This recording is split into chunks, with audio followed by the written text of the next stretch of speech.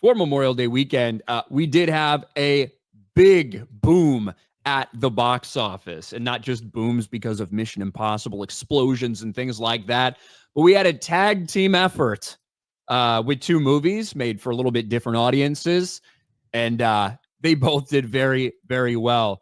Lilo and Stitch blows up Memorial Day box office with $183 million. Mission Impossible nabs series best $77 million. Now, obviously, those numbers, we still officially have to wait to see what today does, because those numbers would include the Memorial Day long holiday. So that's what the estimates are for Monday so far. Wow. We won't know for sure what exactly they will be, but it's pretty close. And certainly Lilo and Stitch is breaking the Memorial Day opening record, at least when you don't account for inflation. But two massive debuts, the biggest of the Mission Impossible series. Now, the Mission Impossible series is kind of tough to judge just one each and of itself, because Dead Reckoning had a big opening, but it also opened on a Tuesday. Well, previews were on Tuesday instead of on Thursday because they wanted to take advantage of a couple days before Barbie and Oppenheimer. A long, complicated reason why they opened it that way. So they had a couple more days. But in terms of these raw numbers, it is the biggest we've seen for a Mission Impossible. And Lilo and Stitch, after one weekend, Lilo and Stitch domestically made almost as much as Little Mermaid did its entire run. Wow. And globally, it looks like we're sitting there with a $340 million global opening, which is pretty fucking big.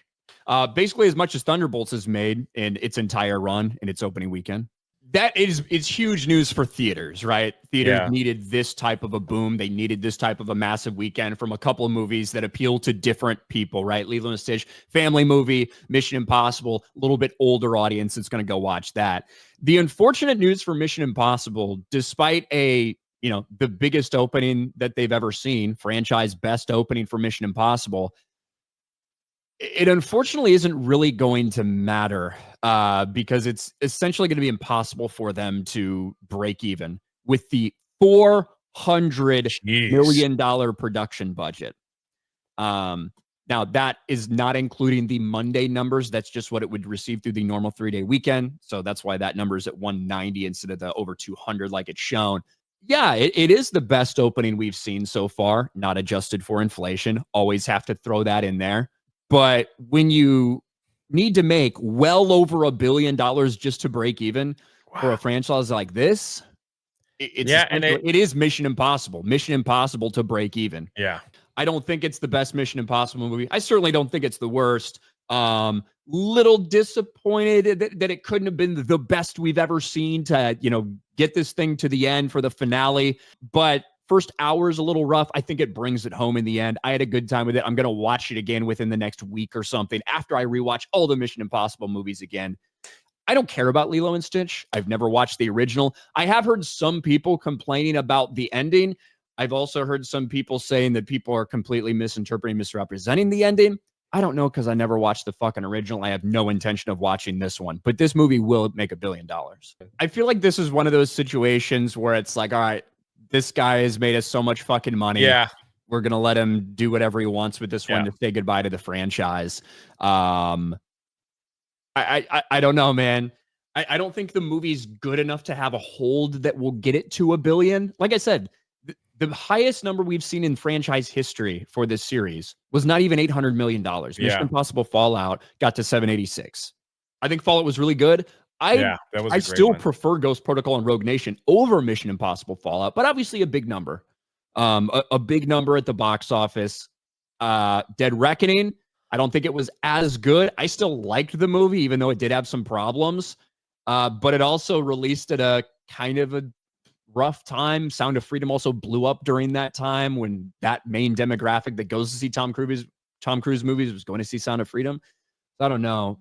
I don't know but they really don't have much competition in the month of June for these two. It's July is when like the big guns, I guess. You got a couple weeks here that they can leg out. So if they can get more people to the theater, maybe they could put a dent in it. But yeah, I agree with you. I don't think it's not $1 billion film.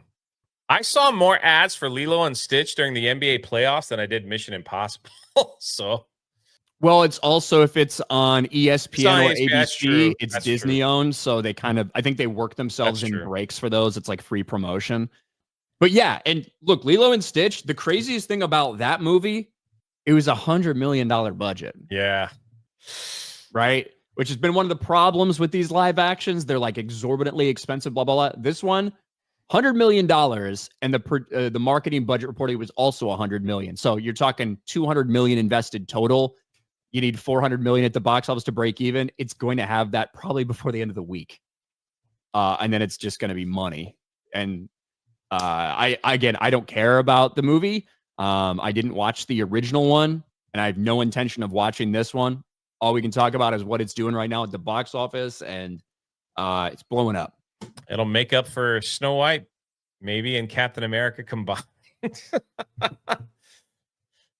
Well, I don't know. Not so. Think about this: between Snow White and Captain America, that's what $500 or $600 million in losses. Thunderbolts is another 100 million, which we'll talk about in a little bit. Yeah, they ended their run, huh? Well, they haven't ended their run, but the numbers we're seeing now. I won't be able to do it today, but I put out a video yesterday where I like did a 3 weeks earlier or whatever, 3 weeks ago. And I put a clip of me saying, look, this is the same thing we see for every fucking Marvel movie. Oh my gosh, it's so good. Look at this impressive box office opening, even though it's not. And then 3 weeks later, we get articles that say, what happened to this movie at the box office? And now we're finally getting those articles for Thunderbolts because it might not even reach $400 million.